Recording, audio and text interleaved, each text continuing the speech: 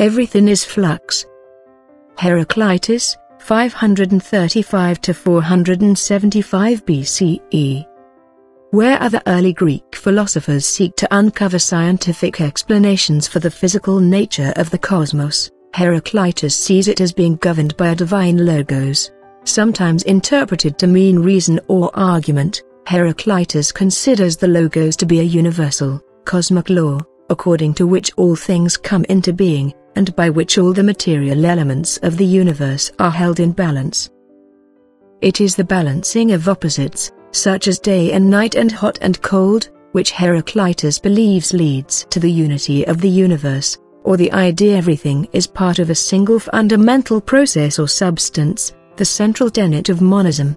But he also states that tension is constantly generated between these pairs of opposites, and he therefore concludes that everything must be in a permanent state of flux, or change.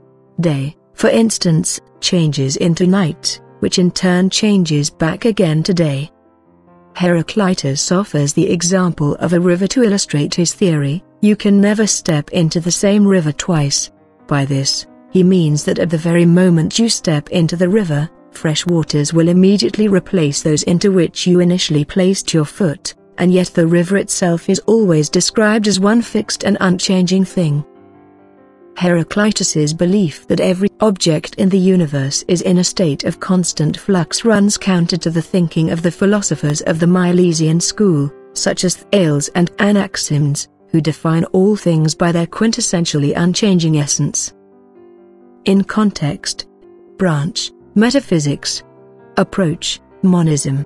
Before 6th century BCE, the Milesian philosophers claim that the cosmos is made up of a single specific substance.